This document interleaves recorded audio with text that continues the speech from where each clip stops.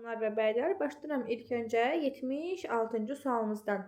Nəzərə alın ki, xanımlar, bəylər, bu sizə göndərdiyim sınaqlar, yəni bu tipli sınaqlar, bunlar artıq neçə ildir magistratura qəbulunda istifadə olunan sınaqlardır. Lakin bəzi suallar buradan öz aktuallığını itirib. Məsəl üçün bizim burada 80-ci sualımız var. O yəni ki, tərcüməyə əsaslanan sualda siz cümləni tərcümə etməlisiniz. Vaxtı ikən bu tip sual düşürdü, amma hal-hazırda bizə imtahanda tərcümə düşmür deyə mən hər sınaqdan sizə seçmə suallar verirəm ki, məsəl üçün bu sualları işləyin, bunların düşmə ehtimalı var, yəni bu tip suallar olacaq imtahanda, amma qeyd etmədiklərimlə özünüzü yormayın, çünki onlar düşmür.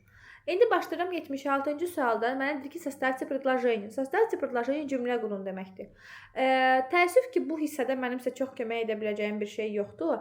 Amma sizə göndərəcəyim bir test materialı var. Orada hardasa bir 20-25-ə yaxın bizim bu tip bir sualımız var. Yəni harda ki, biz cümlə qurmalıyıq. Praktika ilə yaranan bir məsələdir, tərcüməyə əsaslı bir durumdur. Mənim təəssüf ki, sizə burada edə biləcəyim bir şey yoxdur. Düzgün variantımız burada xanımlar bəylər B variantıdır. Gəlin bir cümləmizi quraq, tərcümə edək. Cümləmiz belədir. Герой, deməli, это тот, кто творит жизнь вопреки смерти. Təkrarlayıram cümləmi. Герой это тот, кто tворит жизнь vopреки смерти. Deməli, qəhrəman o insandır ki, hansı ki, həyat yaradır ölümə rəğmən. Düzgün variantımız burada olacaq B variant. Bir daha təkrarlayıram. Burada sizə çox kömək edə biləcəyim durum yoxdur. Tərcüməniz və praktikanız yaxşı olmalıdır. Zamanla düzələcək, əgər səhv yazmısınızsa. 77-ci suala baxıram. Baxın, 77-ci sualda mənə deyir ki, укажите вариант с речевой ошибкой. Yana da qeyd eləmişəm, речевая ошибка nitq səhvi deməkdir. Bu ildə imtahanda nitq səhvi ilə bağlı bir sual var idi. Ümumiyyətlə demək olar ki, hər il təkrarlanan model suallardan biridir. Nəzərinizdə olsun. İndi xanımlar, bəylər, nitq səhvi sualını düzgün yaza bilməyimiz üçün bizim sizinlə ümumi qrammatika haqqında məlumatımız olmalıdır. Nəzərə alsaq ki, əgər biz hələ 2 mövzu keçmişik, bu 2 mövzudan biri leksikologiyadır və əsas olaraq paronimdir. İkinci olaraq da isim və sifətin uzlaşmasına, bir də substantivləşmiş sözlərə baxmışıq sizinlə. Bu 3 mövzunu nəzərə alarsak, nitq səhvi olaraq qarşımıza çıxa biləcək nüanslardan ikisi, birincisi nitq səhvi deyirsə, cümlə içərisində paronimin səhv istifadəsini axtarmalısınız. Paronimin nə olduğunu ümid edirəm ki, xatırlayırıq. Bugünə də 50 dənə öyrənməliydik. Xatırlayırıq? Bəli, müəlliməm, bəli. Хорошо. Ümid edirəm ki, hamı xatırlayır. Mən ki, ən azından. Bəli, oxşar olsa da, bəli, fərqli yazılışlar. Bəli, bəli. Baxın, o paronimlərdən mən bu həftəlik 50 dənə vermişdim. Gələn dəfə hər dərs 25-25 çoxaldacağım sizin üçün ki, biz mart ayının ortasında sizinlə quiz yaza bilək.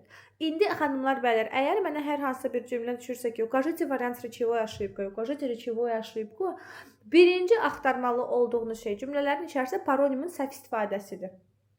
İkinci olaraq axtarmalı olduğunuz məsələ sifət və ismin uzlaşmasında olan səhvdir. Biz sizinlə bilirik ki, sifət, isimlə tək və cəm, hal və cins məsələsində bir-birləri ilə uzlaşırlar.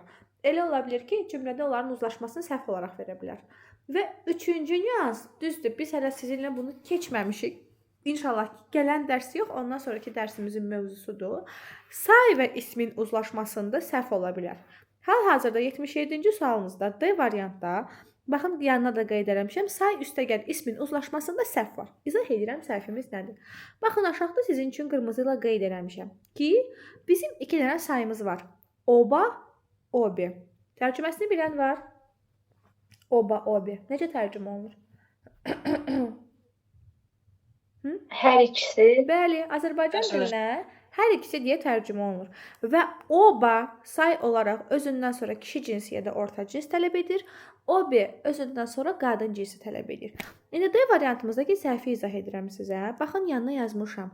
Dver, qapı deyə tərcümə olunur və qadın cinsinə aiddir. Amma biz onu oba sayının hallandırılması ilə istifadə etmişik. Yəni ki, düzgün format olaraq o обоих dverей yox, o обеих dverей olmalıdır. Çünki dver qadın cinsinə aiddir və obе sayı ilə istifadə olunmalıdır. Aydındır? Xanımlar, bəylər. Bəli, bəli müəllim. Точно все понятно? Хорошо. Ümid edirəm. Biz bu mövzuya yenə qayıdacağıq. Mən ayrı şəkildə də sayı və ismin uzlaşma mövzusunu sizə izah edəcəm. Narahat olmayın. Sadəcə indidən özünüzdə qeyd eləyin və bu sayı yadda saxlayın ki, deməli, siz hələ ki bu sualdan nəyi yadda saxlamalısınız? Kinetik səhvi olanda birinci axtarmalı olduğum paronimin səhv istifadəsidir. İkinci axtarmalı olduğum isim və sifətin uzlaşmasında olan səhvdir. Daha sonra sayı və ismin uzlaşmasında olan səhvdir burada olduğu kimi. İndi digər mövzuları da mən artıq mövzuları keçdikdə sizə deyəcəm ki, bax, nitq səhvində bunu da axtara bilərsən. Aydındır bu? Nəsə sualınız, qaranlıq qalan nəsə var? Bu arada chat qarşımdadır. Əgər qaranlıq qalan nəsə varsa yazın. Çox gözəl, aydındır. Keçirəm 78-ci suala. Tamamilə mənaya uyğun olaraq cümlə tamamla sualımızın bir balaca fərqli variantıdır. Yazır ki, укажите, значит, слова, которые являются лишними по смыслу. Məna olaraq deməli artıq sözləri göstərməliyik sizinlə. Təbii ki də burada biraz tərcümə də əsaslıdır. Mən çalışmışam sizin burada bütün sözlərin tərcümələrini qeyd etmişəm. O deyirək, çeynəmişəm, qoymuşam dilimizin üstünə, qalıb udmaq. Bu, elə bura yazdığım kimi də öyrənilsin, xahiş edirəm. İndi burada yazır ki, zaranее, öncədən, cümləmin ikinci hissəsində удобства в пути не будет. Yolda, deməli, rahatçılıq olmayacaq. Cümləm olaraq nə düzgün olardı. Zaranее предупреждаю, öncədən xəbərdarlıq edirəm.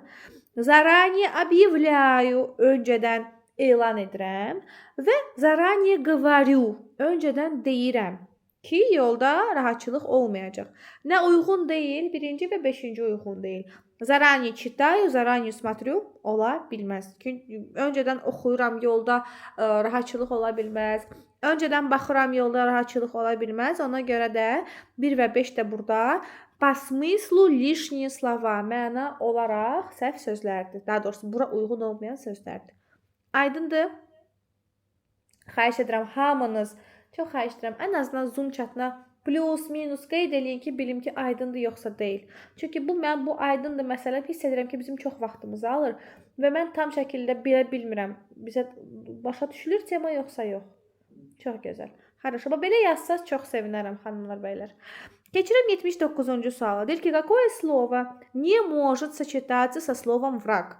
Bax, bu tip sualda imtahanda tez-tez qarşılaşdığımız sualda özü iminə bu formatda, yəni ki, paronim məsələsi ilə və yaxud da məna olaraq bir-biri ilə uzlaşan sözlər məsələsi ilə. Bax, deyir ki, vrag, hansı ki, Azərbaycan ilə düşmən deyə tərcümə olunur. Deyir ki, hansı sözlə istifadə oluna bilməz? Mən sözlərin tərcümələrini yazmışam sizin üçün bura. Baxın, burada var опасный, təhlükəli, опасный враг может быть.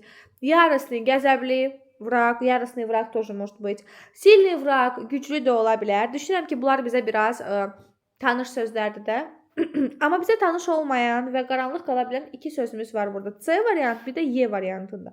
Məsələ odur ki, xanımlar, bəylər, hal-hazırda bizim qarşımızda 2 dənə paronim söz var. Düzgün cavabımız burada C variantı olacaq. Baxın, mən aşağıda sizə qeyd eləmişəm. İqristi və onun aşağısında iqrivi. Bunlar paronim sözlərdir. Və iqristi mötərizədə qeyd eləmişəm. Köpüklənən deyə tərcümə olunur və daha çox içkilərlə istifadə olunur. İqristiye vino, iqristiye şampanskaya və s. İqrivi mötərizədə qeyd eləmişəm. Oynaq. Например, игривый котенок. Yəni oynamağı sevən, как его, pişik balası.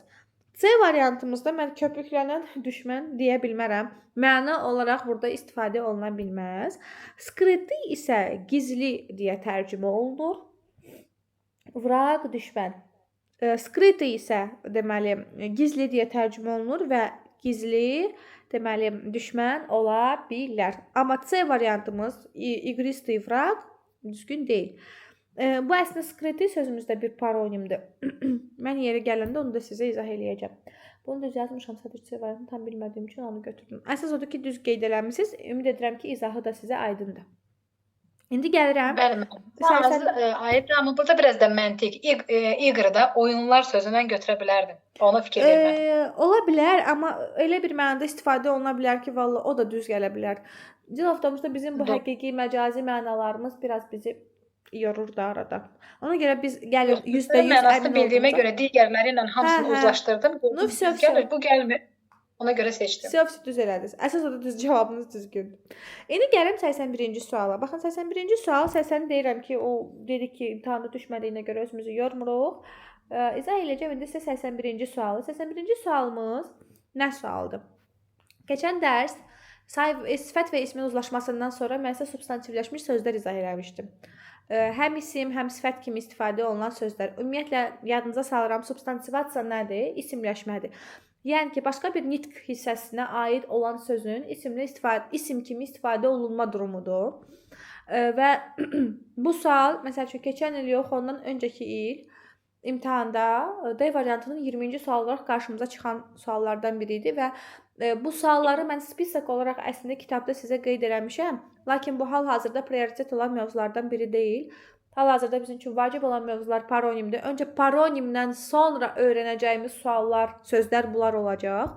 Kitabda qeyd etmişəm və həmin il deməli imtahan verən uşaqlarımın çoxsu hamısı qayıdıb deyirlər ki, müəllimə düzdür biz sözlərin hamısını əzbər öyrənməsək də, ən azından kitabdan bir neçə dəfə oxumuşduq deyə sual düz yazıblar. Yəni göz yaddaşı ilə yadlarında qalıb ki, o söz kitabda var idi. Deməli bu mövzuya aid ola bilər. Mövzumuz da nədir? Substantivasiya, təkrarlayıram, isimləşmə deməkdir. Başqa bir nitq hissəsinə aid olan sözün isim kimi istifadə olunmasıdır. Hal-hazırda məndən elə bir söz tələb edilir ki, o həm isim kimi, həm də sifət kimi istifadə olunsun. Gəlin bir dənə mən orada sözlərin bəzilərinin tərcümələrini qeyd eləmişəm. Gəl öncə onları silək, görək bir də başa nə qalır burada. A variantında abilni, bol deməkdir. C variantında tesni, sıx deyə tərcümə olunur və D variantında olan vnimaательный, diqqətli deyə tərcümə olunur. Və bu sözlərimiz ancaq və ancaq sifət kimi istifadə olunur. Yəni substantivləşməyən sözlərimizdir. Qalır orada mənim iki variantım, B variantım və Y variantım. Y variantının yanına tərcüməsini qeyd eləmişəm. Gornişnaya xadimə deməkdir. Və bu sözümüz və bunun kimi iki dənə də söz deyirəm, yadda saxlayırsınız. Gorniçnaya istəyirsiniz qeyd eləyin. Zapitaya, hansı ki vergül deyə tərcümə olunur və partnoy, dərzi deyə tərcümə olunur. Bu iki sözümüz ancaq isim kimi istifadə olunur. Təkrarlayıram. Gorniçnaya, partnoy və zapitaya. Bu üç sözümüz düzdür, sonluq olaraq, struktur olaraq ismə oxşasalar, sifətə oxşasalar da bu sözlərimiz tam isimləşib. Özünüz fikirləşin. Məsəl üçün deyirəm, xadimə sözünü, vergül sözünü, dərzi sözünü biz hansısa kontekstdə sifət kimi istifadə edə bilərik? Xeyr, istifadə edə bilmərik. Ona görə Y variantımız buradan silinmiş olur. Orada qalır B variantı. Niyə? Çünki Y daha doğrusu niyə silinir? Çünki həm isim, həm sifət istəyir. Bu söz ancaq isimdir. Həm isim, həm sifət kimi B variantında olan priyomnaya sözü istifadə olunur. Baxın, priyomnaya bir qəbul otağı deyə tərcümə olunur. Məsəl üçün, orada aşağıda qeyd eləmişəm. Большая priyomnaya, böyük qəbul otağı. Hal-hazırda isimdir. Amma priyomnaya doç, məsəl üçün, övladlığa götürülmüş qız uşağı mənasında da, o mənada da istifadə olunur. İkinci söz birləşməsində isə mən eyni sözü sifət kimi istifadə eləmişəm. Övladlığa götürülmüş. Birinci söz birləşməsində qəbul otağı olaraq isim kimi istifadə olunur mənasına görə. İkincidə isə sifət kimi istifadə olunur. Həm isim, həm sifət kimi istifadə olunan sözümüz B variantındadır. Qaranlıq qalan nə var? Bəli, orada doçun qarşısındakını burada necə ifadə olunurdu? Övladlığa götürülmüş. Aha, övladlığa götürülmüş. Bəli. Oldu. Qaranlıq qalan, aydın olmayan başqa nə var? Mən Zoom chatında görürəm bu arada. Xahiş edirəm, nəzərə alın. Yəni ki, əgər aydın deyilsə burada yaza bilərsiniz. Aydındır. Точно, хорошо. Deməli, o sözlərdə biz yavaş-yavaş öyrənəcəyik də sizinlə. Хорошо. Bir daha təkrarlayıram ki, hal-hazırda bizim üçün prioritet sözlər onlar deyil. Hal-hazırda ancaq və ancaq paronimlərə odaqlanmalıyıq sizinlə. Daha sonra keçirəm 82-ci suala. Bu da Əslində paronim sualımızdır. Sadəcə bir balaca fərqli formatda verilib, cümlə içərisində verilib bizə paronim. Kim ki o mövzuya baxmayıb, mütləq o приёмная дочь evladlığa götürülmüş. Kim ki paronim mövzusuna baxmayıb və yaxud da o mövzu ona qaranlıq qalıb, baxın YouTube-da ona ayırdığım bir neçə dərs var da. Mütləq yerin hamısına baxın ki, bizə o mövzu tam şəkildə aydın olmalıdır. İndi gəlin 82-ci suala. Deyir ki, выделите ошибку. Səhv variantı göstərməlisiniz mənə. A variantını oxuyuram. Fikir verirsəm, mənim hər cümləmdə fərqləndirilmiş bir söz var. Yəni həmin o fərqləndirilmiş sözün istifadəsində olan səhvi istəyir məndən. Gəlin baxaq. Bax, deyir ki, каменистый берег birinci cümləmizdə var. Каменистый берег deməli, daşlı sahil deyə tərcümə olunur. Yadınıza salıram, keçən dərs yox, ondan öncəki dərs izah elədiyim paronim şəkilçilərindən biri. Orada da sizin üçün sözdə fərqləndirmişəm. İst şəkilçisi. Fikir verirsiniz? Həmin o ist şəkilçisi paronimdə nəyi bildirirdi? Kim xatırlayır? Çoxlu. Bəli, afərin, acız, bəli. Deyə bilirəm də daşlı sahil, yəni daşların çox olduğu sahil. Правильно, каменистый берег deyə bilərəm. Ona görə mənim A variantında səhv yoxdur. Hətta yanına mən ikinci bir paronimini də qeyd eləmişəm sizin üçün. Каменный забор. Каменный isə daşdan hazırlanmış deyə tərcümə olunurdu. Və sadəcə paronim olaraq yadda saxlayın ki, каменный каменистый, каменный daşlı, daha doğrusu каменистый daşlı, каменный isə daşdan hazırlanmış deyə tərcümə olunur. Ona görə A variantında səhv yoxdur. Gəlin B variantına. Plastический хирург bildiyimiz plastik cərrahdır. Səhv yoxdur. Paronim olaraq пластичный танец yazmışam. Necə başa düşürsünüz пластичный танец? Как вы понимаете пластичный танец? Zərif Bəli, rəqs. Zərif ola bilər. Plastik rəqs mənasındadır. Yəni ki, gibki tanец. Хорошо? Bu iki paronim, yəni ki, cümlədə verilən paronimin də istifadəsində səhv yoxdur. 82-də C variantımızda da səhv yoxdur. Niyə yoxdur? İzah edirəm. Hətta orada da qeyd eləmişəm sizin üçün. İndiyskih filmov. Hal-hazırda indiyski film sözündə şəkilçi olaraq nə görürsünüz? SK. SK nəyi bildirirdi? Mənsubiyyəti. Afərin. Filmlərimiz hindlilərə mənsub ola bilər. Bəli. Aiddir sözünü rahatlıqla istifadə edə bilirəm. Filmlər hindlilərə aiddir. Deməli, indiyski filmdə SK lazımdır və səhv deyil. D variantında, baxın, yazıb orada завидные густые волосы. Завидные qibdə olunan deyə tərcümə olunur və biz kiminsə saçına qibdə edə bilərik. Onun paronimi olaraq var завистливый. Amma завистливый Azərbaycan dilində paxıl deyə tərcümə olunur. Sözün içərisində şəkilçi olaraq çivliv nəyi bildirirdi?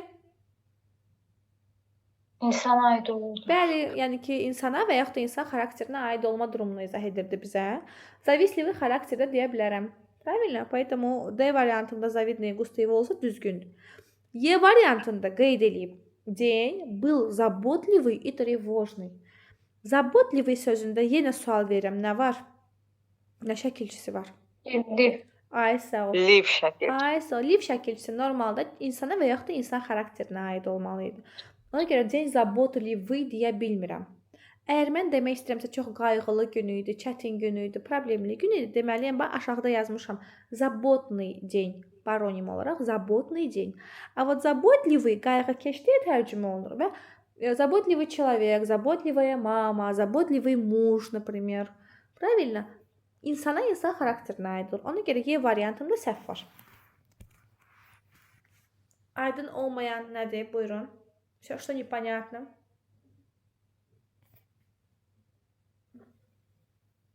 Nə gözəl. Xahiş edirəm, ora qeyd elədiyim paronimləri elə yanında yazdığım kimi də mütləq öyrənin. Хорошо? Baxın, hər sözün yanında paroniminin niyə elə olduğunu yazmışam.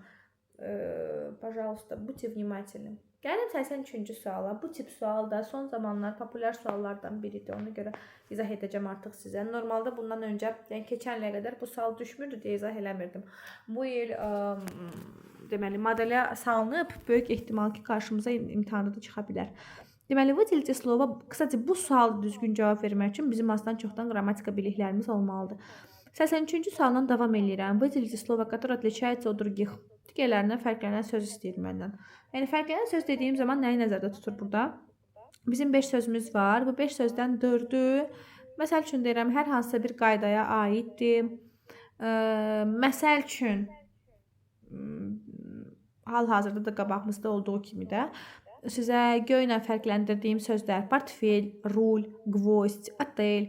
Bu sözlərimiz hamısı kişi cinsinə aiddir. Amma mebel sözümüz qadın cinsinə aiddir. Keçən dəfə də sizə izah eləmişdim ki, isimlər hansılar ki məhz znakla bitir, onlar deməli, yarısı kişi cinsinə, yarısı da qadın cinsinə aid idi. Elələri var ki, bir şəkilçi ilə onları deməli fərqləndirə bilirdik. Məsəl üçün deyirəm, burada Y variantında gvozdь sözü var. Mismar deyə tərcümə olunur və orada olan o Z məxkiznak sözün kişi cinsinə aid olduğunu göstərir. Amma elələri də var ki, orada yəni ki, sadəcə yadda saxlamalıyam. Burada qeyd olunan sözlər də yadda saxlamalı olduğunuz sözlərdir. Portfel, rul, gvozdь, otel kişi cinsinə aiddir. Mebel qadın cinsinə aid olduğuna görə bu sözümüz fərqli hesab olunur. Хорошо? Müəllimə, biz nəyə görə mebeli götürürük? Mən biz nəyi soruşmaq istəyirəm? Yəni nəyə əsasən bu женский rod oldu? Nəyə əsasən o birisi mужской rod oldu? Çünki bunlar isimdir. Məhz znakla bitir. Keçən dərsdə izah eləmişdim. Məhz znakla bitən Deyirəm, sözlər. mebeldə məhz znakla bitir belə baxanda ona görə çaşdım mən burada. Hə, дело в том, что keçən dərs izah eləmişdim axı. Bunlar məhz znakla bitirdi, ya kişici, ya qadın cinsidir. Aralarında elələri var ki, bir şəkilçi ilə yadda saxlamalıyıq. Məsəl üçün, gvoy sözündə Z məhz znak mənə göstəricidir ki, sözümüz kişi cinsinə aiddir. Eləsi də var ki, onlar hallandırmaya əsasən kişi cinsinə aid olurlar. Və yaxud da hallandırmaya əsasən qadın cinsinə aid. İndi burada portfel, rul, gvozdь, otel kişi cinsinə aid olurlar hallandırma növlərinə görə. Mebel sözüm isə qadın cinsinə aiddir. Padejləri bilirsiniz? Normalda ruski sektor bunları padejlə fərqləndirir. Amma biz padej bilmədiyimizə görə məcburuq yadda saxlayaq. Bunu. Padej müəllim halları. Bəli, bəli. Bilirik halları. Mən bilmirəm. Bu Azərbaycan dilində bilmirəm, rus dilində bilmirəm. Hə, elə ona görədir də, o çətinliyimiz ona görədir ki, normalda onu hallandırıb baxmaq lazımdır. Amma biz padej keçmirik deyə, ona görə o biraz belə şey qalır. Bir dəqiqə səbirli olun. Görün məndə onun spisakı var. Göndərəcəm sizə, amma digərlərini məcbur şəkildə belə yadda saxlamalısınız. Хорошо? Təəssüf ki, başqa bir variantı yoxdur bunun.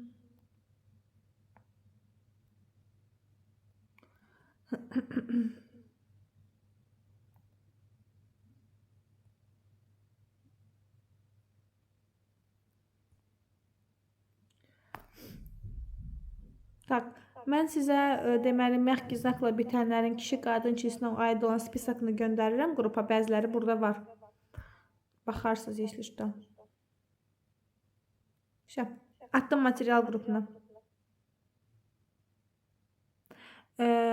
Yox qızım, qrammatik cəhətdən də düşə bilir. Deməli, sual verib ki, qız deyir, ancaq qrammatik cəhətdən düşür, yoxsa məna olaraq da ola bilər. Çox nadir hallarda da olsa, qızım, məna olaraq da ola bilir. Məsəl üçün, bəzən olur ki, indi burada da elə sual var. Tutalım deyirəm, çox primitiv şəkildə. 5 variantdan 4-ü canlıdır, biri cansızdır. Və yaxud da 4-ü, məsəl üçün deyirəm, hər hansısa bir peşəni göstərir, amma biri başqa bir şeyə aiddir. Elə nüanslar da ola bilir, amma əsasən bu belki qrammatika suallarının içərisində düşəndə əsasən qrammatik olaraq istəyə bilir. Məsəl üçün isimdə cins tələb eləyə bilir, sifətdə də cins tələb eləyir. Fe'l məsəl üçün keçəndə sizə bitmiş, bitməmiş, tərs совершенно, не совершенно vid izah eləyəcəm.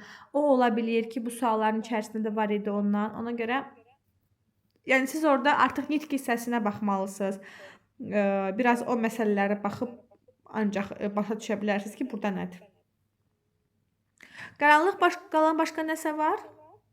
Keçə bilərəm digər suala.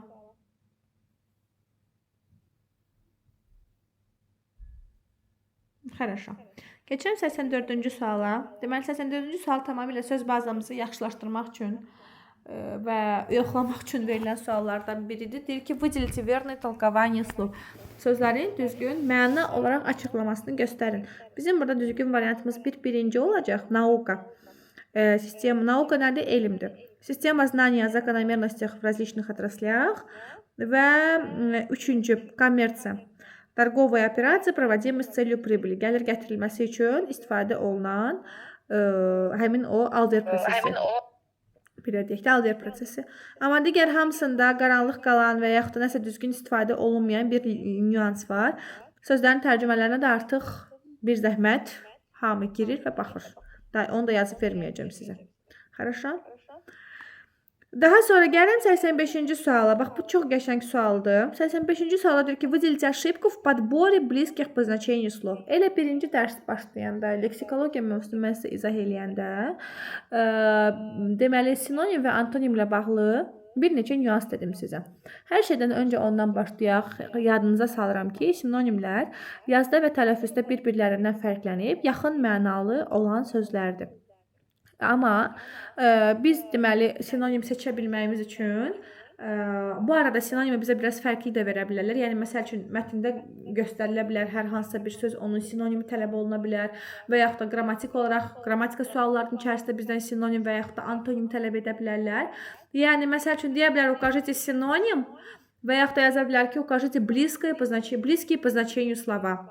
Və yaxud da yaza bilər bizə antonim, укажите антоним, və yaxud da укажите противоположные по значению слова. Yəni eyni şeydir. Противоположные по значению слова əks mənalı sözlərdir. Близкие по значению slova yaxın mənalı sözlərdir. Yəni ki, hər ikisi bizə əslində eyni şeyi tələb edir. Və sinonim, antonim seçəndə biz iki nüansa daha diqqət yetirməliydik. Bir, həm sinonimlərimiz, həm antonimlərimiz eyni nitq hissəsinə aid olmalı idi. Fərqli nitq hissələrimiz sinonim, antonim ola bilməzdi. Və eyni köklü sözlərimiz var idi. Məsəl üçün demişdim, krasivый, nekrasivый antonim deyirlər. Eyni köklü sözlərdən antonim, sinonim düzəldə bilməzdik. İndi bu 85-ci sualda B variantımızda problem var. Nədir B variantında olan problem? Дело в том, что məna olaraq keçirəm. Burada nitq hissəsi olaraq da problem var. Sırist isimdir. Nəmişlik deyə tərcümə olunur. İsim olaraq bax, sırist. Fikir versəz, əgər keçən dərsə diqqətli qulaq asmısınızsa, ost sonluğu demişdim, hansı cinsin sonluğudur. Kim xatırlayır? Ost, есть, ist. Hansı sonluğudur? Qadın cinsinin sonluğudur. İsimin, bəli, qadın cinsinin sonluğudur. İsimdir bu. Stadionlu isə çox soyuqdur və sifətdir. Məyər isim və sifəti biz antonim, sinonim kimi götürə bilirik? Aygi, götürə bilirik.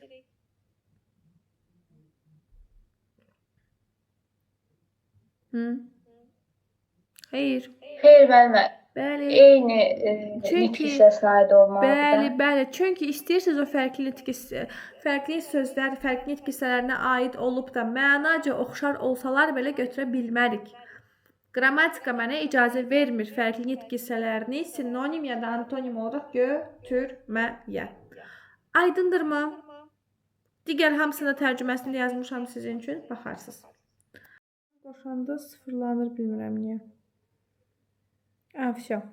Так, 86-cı sualdan izah edirəm. Дополните пословицу. Deməli, əslində magistratura proqramını açıb baxsaq xanımlar, bəylər, orada atalar sözləridir, frazeoloji birləşmələrdir. Bunlar deməli leksikologiya mövzusunda bizə verilir. Lakin belə bir məsələ var ki, bunların sayı dəhşətlərcə çoxdur və hər il düşmür bu suallar. Bəzən düşə bilir, bəzən düşməyə bilir.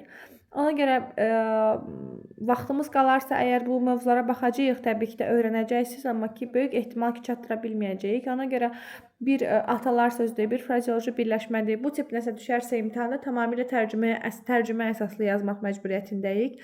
Başqa bizə kömək edə biləcək bir şey yoxdur burada. Deməli, 86-da bizə deyir дополните пословицу. Deməli, atalar sözünü tamamlayın. Дешево покупать, variant E olacaq burada. Деньги потерять, yəni ki, ucuz alarsan, pulunu itirərsən mənasında. Ona görə düzgün variantımız Y-dir. 87-ci sualda, baxın, keçən il, yox, ondan öncəki il olan imtahanda, imtahanda iminə bu versiyadaydı, sadəcə variantları fərqli idi. Qəbul işləyəndə görəcəksiniz minə sualları. Deməli, 87-də deyir ki, V qoşması ilə istifadə olunan sözləri istəyir məndən. Mən hər variantda sizin üçün artıq olan sözləri seçmişəm və ona görə izah etməyə çalışacağam. Amma öncə bir ümumi məlumat verim ki, rus dilində olan 2 dənə qoşma var. V, na. Hər ikisi Azərbaycan dilinə bir da mənasında istifadə olunurlar. Məsəl üçün deyir sizə evdə, küçədə, otaqda, çantada, həmin o da hissəciyini bizə ötürə bilirlər. Və yaxud da yön, istiqamət göstərə bilirlər. В комнату, на улицу,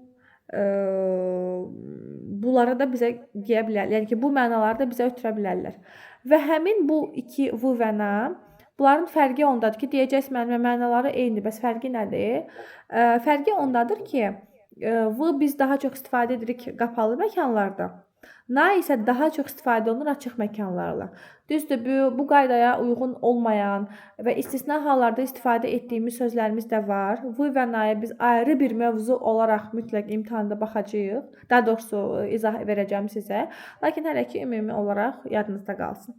İndi bu deməli izah elədiyimə əsasən A variantında mən sonuncu sözümüz var юг. Hansı ki cənub deyə tərcümə olunur, onu silirəm. Дело в том, что север, юг, запад, восток, şimal, şərq, qərb bunların hamısı hər iki mənada, həm də mənasında, həm də istiqamət mənasında na sözünüzü ilə istifadə olunurlar. Na юг, na sever, na юге, na severe. Yadda saxlayın bunu ki, onlar hər zaman na ilə istifadə olunur. Bir də burada deməli avtobus sözümüz var. O da əsasən əgər bir nəqliyyat vasitəsi olaraq istifadə olunursa, na ilə götürülür. Например, я еду на автобусе. Mən avtobusla gedirəm. Əgər avtobus, maşın, metro, bunlar bir nəqliyyat vasitəsi olaraq göstərilirsə, na ilə istifadə olunacaq. Yadda saxlayın. Digər nüansda mövzunu izah edin deyəcəm sizə. Deməli, A variantımız uyğun gəlmir. B variantında prospekt sözü na ilə istifadə olunacaq. C variantında na svadьбе, na поляне na ilə istifadə olunacaq. Toyda, çəmənlikdə. Toy proses olduğuna görə na ilə istifadə olunur. Polyana açıqlıqdır, na ilə istifadə olunur. D variantında sonuncu sözümüz var. Встреча, görüş, prosesdir, na ilə istifadə olunacaq. На встрече, на свадьбе, на уроке, на экзамене, на конференции, nadır hamısı. Gəldim poçta sözümüzə. Poçta sözümüz deməli istisna olaraq normalda poçta, zavod, fabrika bunlar qapalı məkanlardır. Lakin istisna hal olaraq bu üç sözümüz na ilə istifadə olunur. Ona görə D variantımızda silinir. Düzgün variant olaraq orada qalır D variant. В порту, в поселке, в кинотеатре. Posyolok qəsəbə deyə tərcümə olunur və coğrafik məkanlarla biz daha çox na istifadə edirik. Например, район, город, страна, республика, поселок, село, dеревня hamısı V ilə istifadə olunur. Kinoteatr qapalı məkandır. Ona görə də V ilə istifadə olunaraq düzgün variantım Y olacaq burada. Aydındırmı? Biraz bilirəm informasiya çox oldu, amma mən bu mövzuya ayrı şəkildə də qayıdacağam. Sadəcə ümumi bir məlumatınız olmalıdır. Понятно всё? Çox xahiş edirəm, geri dönüş edin. Vaxtım gedir. Понятно, müəllim. Çox gözəl. Dəlşi. 88-ci suala baxırıq. Bu tamamilə cümlə tamamla sualıdır. Yəni ki, cümləni tamamlamalıyıq burada. Təəssüf ki, burada da düzdür, sizə kömək edə biləcəyim məsələ olacaq izah eləyəndə. Əgər daha doğrusu sözünü soyuz mövzusu izah eləyəcəm sizə, bağlayıcı mövzusu. Bağlayıcı mövzusunu izah eləyəndə orada sizə köməyim dəyəcək bu mövzuda. Lakin bu daha çox qrammatik, daha çox tərcümə əsaslı bir sual olduğuna görə təəssüf ki, çox da edə biləcəyim bir şey olmur. Deməli, burada deyir ki, мой дом везде, mənim evim hər yerdədir. Düzgün cavabım olmalıdır C variantı. Deməli, mənim evim hər yerdədir. Где есть небесный свод и слышны звуки песен. Mənim evim hər yerdədir. Hardakı mahnının səsi eşidilir. Elə bil ki, orada olan o где sözü ilə mən vizdə sözünü əvəz etmiş oluram. Bağlayıram da, belə deyək. Məsəl üçün, təkrarlayıram. Moj dom vizdə, mənim evim hər yerdədir. Hardakı mahnının səsləri eşidilir. Biraz qrammatikadır, biraz tərcümədir. Ona görə düzgün variantım C olacaq burada maksimal uyğun olan. Tak, burada soruşublar ki, port nədir? Port bu gəmilərin dayandığı yer var, gəmilər falan dayanır. Orada deyirlər port. Ora deyirlər. Liman, bəli, liman. Bir də şey də port olur. Məsəl üçün, kompüterlərdə falan da nəyisə qoşmaq üçün falan da olur, proqram kimi port. Bax, o da punkt podключения, da, так скажем. Amma hal-hazırda burada liman mənasındadır, bəli. Так, 89-cu sualımız. Выделите слова, которые отличаются от других digərlərindən. Deməli, fərqlənən sözü çox mənalı sözdür. Bəli, çox mənalı sözdür.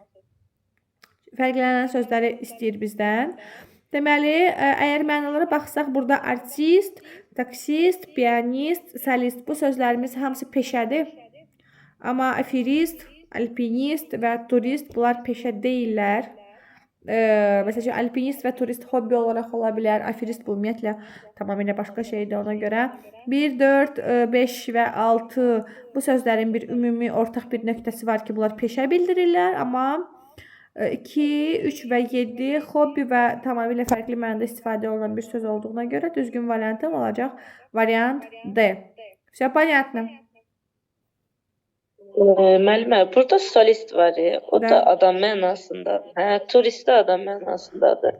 Bir də alpinist, onda bu solist sözü adamı çaşdıra bilər. Burada peşə məsələsi var axı, adam məsələsi deyil, canlı cins məsələsi deyil axı burada. Artist, taksist, pianist, solist var, hamısı peşədir. Alpinist məyər peşədir? Xeyr. Turist peşə deyil, aferist peşə deyil. Solist peşə deyil. Mən elə bilmişəm solist. Artist, taksist, pianist, solist bunlar peşədir və bunların ortaq bir məsələsi var. Bizə artıq sözlər lazım olduğuna görə 2, 3 və 7 olacaq. Çünki orada peşə deyirlər. Хорошо? Так. 96-cı sualla davam eləyirəm. Укажите ряды с противоположным значением. Bayaqsa dedim, противоположное значение varsa nə axtarmalıyıq biz?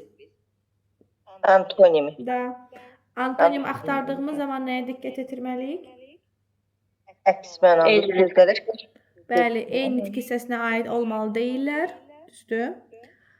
Və eyni köklü sözlərimizdə də niyə ilə yarada bilmirdik. İndi burada hangi bir üçüncü olacaq. Daha doğrusu üçüncü punktum aid olur bura. Siz mənə deyin görüm, ambisiozный nə deməkdir? Кто такой амбициозный человек? Ambisiyalı deyil görəsən. Hə də, yəni nə deməkdir ambisiozный? Sadəcə istəyirəm ki, skromlunun arasındakı fərqi mənə izah eləsiniz. Nə deməkdir ambisiozный человек? Человек insandır. Bəli, ambisiozный bu ümumiyyətlə məqsədyönlü deməkdir. Ambisiyalı insan, məqsədyönlü insan deməkdir. Hansı ki, yüksəklərə qalxmaq istəyir, gözü yüksəklərdədir, düzdür. Amma onun antonimi olaraq ora skromный qeyd olunur. Skromный isə türklər deyir mütəvazi. Хорошо, bax o mənada istifadə olunur. Bunlar antonimdir. Bir də orada 6-cı punktumuz var, iznurionный və bodrый. Iznurionный это в значении усталый, yəni yorğun. Bodrый isə gümrah. Bunlar da antonim hesab olunur. Çox xahiş edirəm, əgər bu sinonimləri, antonimləri tərcüməsiz işləyəcəksinizsə, mən heç yorub sizə bu sualları verməyim. Mənim ümumiyyətlə, orada göstərilən bütün sualların içində olan sözləri siz öyrənməlisiniz. Fikir verirsiniz, mən sizə hamısını demək olar ki, tərcümə ilə göndərmişəm. Amma bunu mən eləməli deyiləm. Siz onları götürməlisiniz, yanına tərcümələrlə birlikdə öyrənməlisiniz. Və burada da məndən öncə cavab verməlisiniz. Xahiş edirəm, biraz diqqətli olun o baxımdan. 97. Укажите многозначные слова. Çox mənalı sözlər istəyir məndən. Çox mənalı sözlər deyəndə nəyi nəzərdə tuturuq? Yəni ki, məcazi mənada istifadə oluna biləcək sözlərimiz var. Deməli, birinci olaraq orada ruçka sözü var. Deməli, ruçka bir bildiyimiz qələm deyə tərcümə olunur. Bir məsəl üçün ruçka dveri qapının tutacağı mənasında və yaxud çamadanın ruçkası, çamadanın tutacaq hissəsi bir o mənada. Bir də məsəl üçün böyük insanın əli, ruka, balaca uşaqların əli olacaq ruçka da, əzizləmək mənasında ruçki. Поэтому biri olacaq orada. Krem çox mənalı sözdür. Bir də nomer. Bu üç sözümüz это слова многозначные. Niyə? Çünki məcazi mənalarda istifadə oluna bilər. Və son olaraq qaldı 100-cü sualımız. Burada isə biz dialoq tamamlamalıyıq sizinlə. Təbii ki də dialoq tamamlamaq üçün cavablarımıza və yaxud da suallarımıza baxmalıyıq. İndi burada cavab olaraq deyir ki, da, ya очень люблю поэзию Füzuli. Mən Füzulinin poeziyasını çox sevirəm. Deməli, nəsə Füzuli ilə bağlı gəlməlidir bir sual və yaxud da ümumiyyətlə poeziya ilə bağlı bir sualımız olmalıdır və yaxud da oxuyub oxumamaqla bağlı bir sualımız olmalıdır ki, o da 3-də var. Deyir ki, ты любишь читать на досуге? Kim bilir, что такое досуг? Hə? Nə deməkdir dosug? Əsər falandır. Əsər falandır yoxsa? Xeyr. Dosug asudə vaxtdır. Boş vaxt. Boş vaxt, bəli, asudə vaxt. Deyir ki, sən asudə vaxtında oxuyursan, o da cavab verir. Da, ya очень люблю поэзию Füzuli. Bəli, mən Füzulinin poeziyasını çox sevirəm. Bəli ilə cavab verirəm ki, oxuyuram və davam edirəm ki, mən Füzulinin poeziyasını çox sevirəm. 4 ilə davam edəcəyik. Какое произведение Füzuli тебе нравится? Füzulinin hansı əsərini sevirsən? O da cavab verir ki, nравится поэзия Füzuli, Leyli, Məcnun. Mən Füzulinin Leyli və Məcnun poemasını sevirəm. Və beləliklə də ardıcıllığımız olacaq 3 və 4. Çalışın ki, yadda saxlayın hər şeyi. İndi keçirəm ikinci sınağa. Bura çox maraqlı sınaqdır. Ümumiyyətlə bu sınaqları çox sevirəm. Öyrənə biləcəyimiz çox şey var. Başlayıram elə 76-cı sualdan. Və gəlirəm rus dilinin çətin olan, ruski sektorun belə qarışdırdığı, çaşdığı bir nüans var. Дело в том, что mənə 76-da deyir ki, в каком предложении имеется слово, отвечающее на вопрос почему? Hər şeydən öncə fikrinizi buranın deməli şərtinə gətirirəm. Çünki bu sual tipi düşəndən bu yana uşaqların elə bunun şərtində belə çox çətinlik çəkirlər. Nədir məsələmiz, problemimiz və çətinliyimiz? Дело в том, что burada mənə deyir ki, mənə elə bir cümlə tap ki, hansının ki içərisində почему sualına cavab verən söz var. Altını çəkirəm ki, demir cümləm почему sualına cavab versin. Deyir ki, içərisində почему sualına cavab verən söz olan cümlə tap mənə. Bizim uşaqlar, elə uşaqlar var ki, onlar keçəndə çətinlik çəkirlər. Götürürlər, cümlə axtarırlar ki, niyə sualına cavab versin. Hələ utanmaz sualdan sonra öz-özünə cümlə verən, sual verib cavab da tapırlar. Sanki buradakı bilir ki, sən sual da verdin, cavab da tapdın. Biraz məntiqsizlikdir də. Ona görə xahiş edirəm. Sualın içərisində diqqətli olun, şərtində diqqətli olaq. İndi çətinliyimiz nədədir? Cavablamışda birincisi bu sualı yaxşı cavab vermək üçün, düzgün cavab vermək üçün bizim sizinlə zərf mövzusu haqqında biraz məlumatımız olmalıdır. Yəni ki, zərfi bilməliyik ki, orada elə sözlər var ki, səbəb zərfimiz var bizim, bir də məqsəd zərfimiz var. Yəni əsasən onların fərqini bilməliyik. Mən yuxarıda sizin üçün qeyd eləmişəm. Rus dilində niyə sualına cavab verən iki sözümüz var. Bir почему, bir də zачем. Fərqi nədir bunların? Почему-la əgər bir sual verilirsə, bir dialoq başlanırsa, bu o deməkdir ki, qarşınızdakı sizdən prosesin səbəbini soruşur. Yəni bu proses niyə belə oldu deyəndə, почему это так? Deməli, həmin o prosesin səbəbi sizə maraqlıdır. Amma əgər sual zачем-lə verilirsə, hal-hazırda bizə məqsəd maraqlı olur.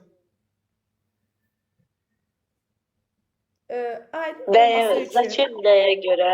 Почему deyə. Bəli, ikisi də niyədir. Sadəcə почему ilə sual veriləndə bizə səbəb maraqlı olur. Zачем ilə sual veriləndə bizə məqsəd maraqlı olur. İndi aydın olsun deyə bir cümlə deyirəm sizə. Məsəl üçün, Allah eləməsə, gecənin yarısında düzdür biraz negativ bir cümlə deyəcəm. Məsəl üçün deyirəm ki, on umir. Tərcümə eləyin. Öldü. O öldü. Öldü. Belə, belə şeylər yaxşı tərcümə eləyərsiniz. İndi deyirəm sizə, sual verirəm. Gəlib soruşa bilərəm, zачем? Hə, o nə səbəbə öldü də, ola bilər. Nə səbəb? Axı mən zачем Haçemo deyəndə nə olar. səbəbi demirəm. Haçemo olar. Ay, sağ ol. Haçemo olar. Mən orada deyə bilmərəm ki, bu insan hansı məqsədlə öldü, nə məqsədlə öldü. Elə şey olar. Mənim keçən tələbələrim ay Allah başlayırlar. Ay müəllimə bəlkə gedib intihar eləyib, axı bir məqsədli şəkildə eləyib. Deyirəm siz Allah bu şeylər koyun bir qırağa. Ümumiyyətlə bax informasiya verdim və o informasiya elə bir informasiyadır ki, mən ona məqsəd soruşa bilmirəm də. Yəni bax belə yadda saxlayın ki, kimi ilə sual verirəmsə, sual verilirsə, dialoqda, cümlədə onu görürsə, deməli səndən maraqlı olmalıdır. Sizə daha doğrusu sizdən nə tələb edir? Səbəb tələb eləyir. Sualı zачемlə verilirsə, sizə orada məqsəd maraqlı olmalıdır. Və почему ilə sual verildiyi zaman biz cavabını потому что bağlayıcısı ilə veririk. Və orada da yuxarıda da qeyd eləmişəm. Hansı ki Azərbaycan dilində çünki deyə tərcümə olunur. Зачемlə sual veriləndə isə cavabı чтобы для того чтобы. Cavabı da, daha doğrusu tərcüməsi də üçün deməkdir. Mən məsəl üçün deyirəm ki, почему ты опоздала на урок? Почему ты опоздала на урок? Sən niyə dərsə gecikmirsən? O da deyir ki, я опоздала, потому что были пробки. Mən gecikmişəm, çünki deməli tıxaclar var idi. Düzdür? Səbəbimi göstərdim ki, tıxac var idi. Amma məsəl üçün desəm ki, зачем ты опоздала на урок? Eyni sualı mən başqası ilə verirəm. Deyək ki, зачем ты опоздала на урок? Orada cavabı məsəl üçün ola bilər ki, я опоздала на урок, чтобы вас разозлить. Mən dərsə gecikmişəm sizi əsəbləşdirmək üçün. Birinci dəfə nə göstərdim sizə? Səbəb dedim. Düzdür? Dedim ki, tıxac var idi, gecikmişəm. İkinci də məqsədim var da. İstəyirəm ki, siz əsəbləşəsiniz, ona görə gecikmişəm. Aydın da indi fərqi. Aydın da. Bilmirəm bundan aydın şəkildə sizə necə izah edim. Nə gözəl. İndi gəlim 76-ya, amma yenə deyirəm 76-ya düzgün cavab vermək üçün bizim sizinlə zərf biliyimiz olmalıdır. İndi burada düzgün cavabımız C variantdır. Deyir ki, спросонья он ничего не понял. Yuxusuzluqdan o heç nə başa düşmədi. Bax, məsəl üçün deyirəm, orada düzgün cavabımız C-dir. O спросонья sözünə görə də yuxusuzluqdan nə səbəbi o heç nə başa düşməyib? Niyə o heç nə başa düşməyib? Çünki yuxusuz idi. Məsəl üçün mən gəlsəm sizə desəm ki, Nuranə, она ничего не поняла. Nuranə o heç nə başa düşməyib. Nuranə mənə sual verəcək ki, почему? Deyəcəm ki, спросонья. Çünki yuxusuz idi. Yuxusuz olduğuna görə başa düşməyib. Aydındır? Aydındır mənim. 77-yə keçirəm. Дополните предложение по смыслу. Deməli, mənaya görə cümlə tamamlamaq. Bax, fikir verin, sizə deyir ki, mənaya görə. Yəni, qrammatikanı burada bir kənara qoyursunuz, əsasən mənaya baxırsınız. Deməli, düzgün variantım A variantıdır. Gəlimdən cümləmin ilk hissəsini tərcümə edim sizə. Deyir ki, Дождь лил как из ведра. Deyir ki, yağışı elə bir vedrədən tökürdün. Cavabım da A olacaq. Так что на крыльцо нельзя было выйти. Buna görə də deməli krılço qapının bu girəcək hissəyə də deyirik də, başa düşdünüz? Прохожий deyirlər, bizdə girəcək hissə. Baxın ora deyirlər. Qapının qabağına çıxmaq mümkün deyildi. Bax, yadda saxlayın. A variantında fikir versiniz, так что sözünü fərqləndirmişəm sizin üçün. Bu bir bağlayıcıdır. Özünüzdə qeyd edirsiniz və yadda saxlayırsınız. Bu bağlayıcı bərabərdir poetamu bağlayıcısına bax aşağıda yazmışam. Tərcüməsi buna görə də. Qeyd elədik. Bəli, bəli. İndi gəlimdən cümlədə təhlil eləyək görün biz bunu harda istifadə edirik. Bax cümləmin birinci hissəsində deyirəm ki, gəlib deyirəm ki, девочки, дождь лил как из ведра. Yağışı elə bir vedrədən tökürdün də. Buna görə də mən çölə çıxa bilmədim. Qapının qırağına çıxa bilmədim.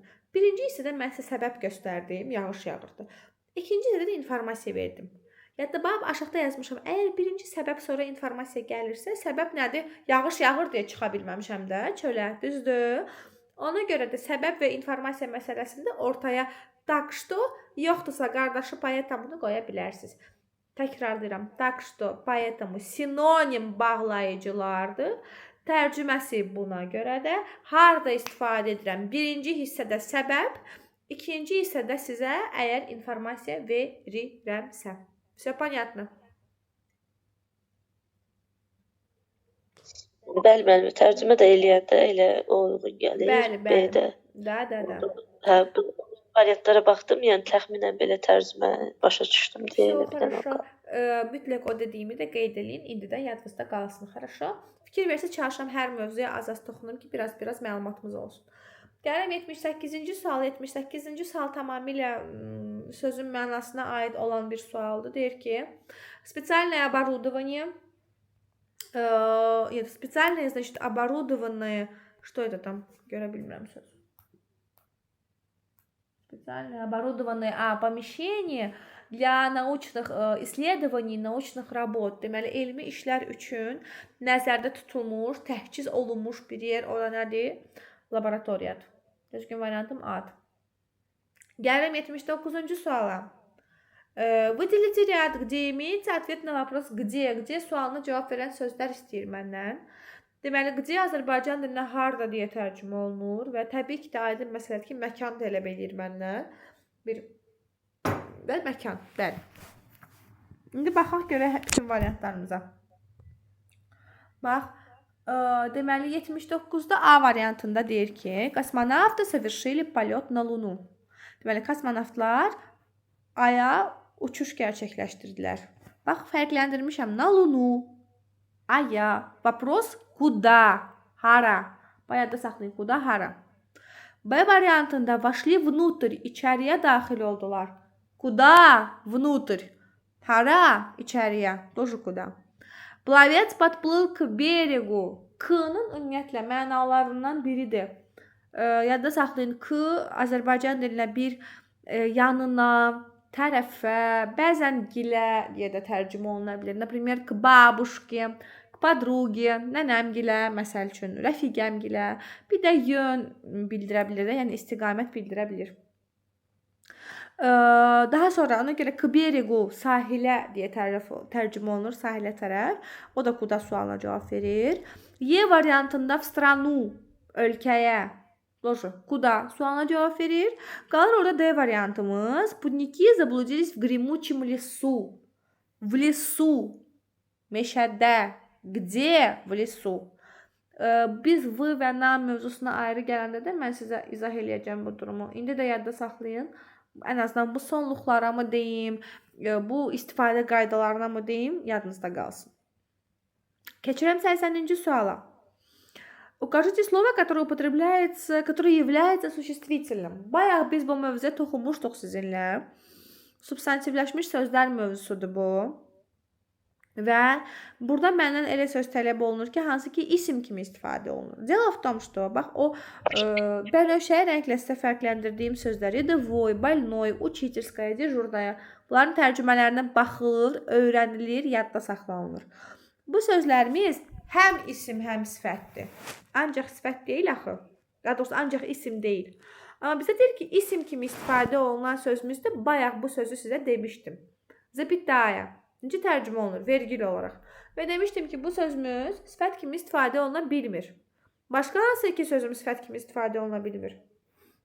Bayaq dediklərimdən hansılarını xatırlayırsınız?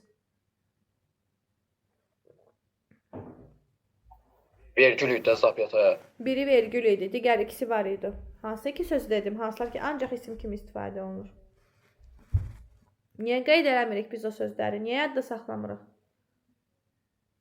Mən burada daşa divara danışıram, yoxsa necə?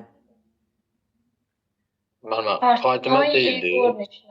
Malacec. Kimidir o deyən? Mən Şah Sultan. Malacec quzum. 2-3 dənə söz dedik ki, yadda saxlamalıyıq ki, bu sözlərimiz ancaq isim kimi istifadə olunurlar.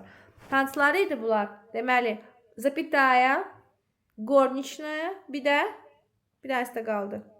Partnoy. Partnoy. Bəli.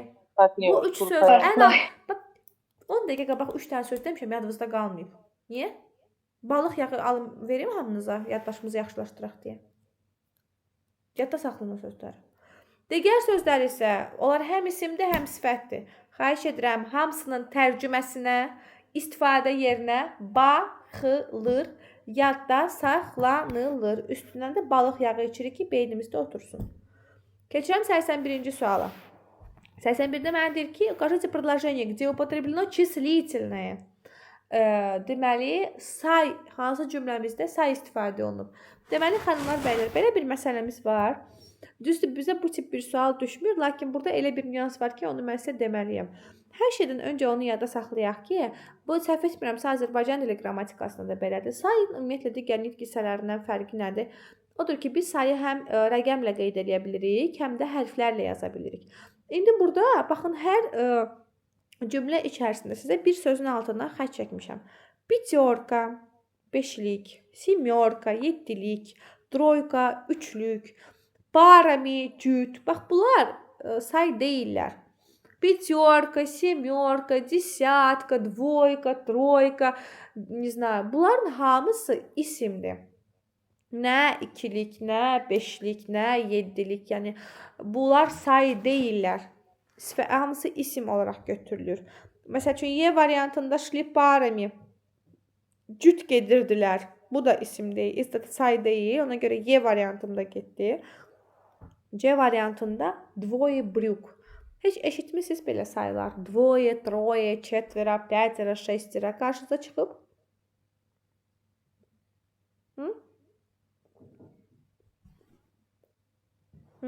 Çox gözəl.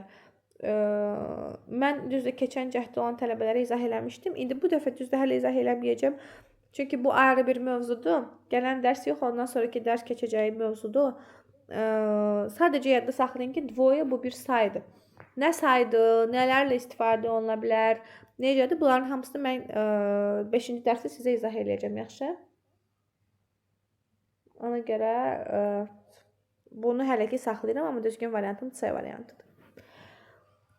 Gəlirəm 83-cü suala. Burada bizə məna olaraq düzgün olan predloqları qoymalıyıq sizinlə. Predloq nədir? Söz önü.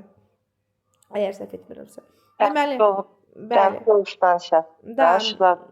bəli, na железнодорожной станции был опущен шлагбаум. Deməli, dəmir yolu vağzal stansiyasında şlaqbaum endirilmişdi. Sa stansiyi şol tovarный поезд. Niyə sa stansiyi? Onu da izah eləyim. O biri bir sınağımızda düzdür, biz çatdıra bilməyəcək, amma başqa bir sınağımızda buna aid bir söz var idi. Daha doğrusu sual var idi. Orada mən aşağısında, bilmirəm, əgər fikir vermişsinizsə, izahını da vermişəm. Deməli, rus dilində bir-birinə antonim olan söz önləri var. Na və s bir-birinə antonim söz önləridir. Nə deməkdir bu? Məsəl üçün, mən deyirəm ki, ya idu na работу. Tərcümə edin. Mən işə gedirəm. Bəli, mən işə gedirəm. Düzdür? Bəli, mən gedirəm işə. İndi məsəl üçün, bax, orada deyirəm axı na работу. İndi deyəcəmsə, əgər işdən gəlirəm. Deməli, istiqaməti əgər mən na ilə vermişəmsə, mən onun dan dəni s ilə verəcəm. Ya возвращаюсь с работы. Fikir verdiniz? Əgər yön və istiqaməti na ilə veririksə, biz onun dan dəni s ilə verəcəyik. Amma v ilə veririksə...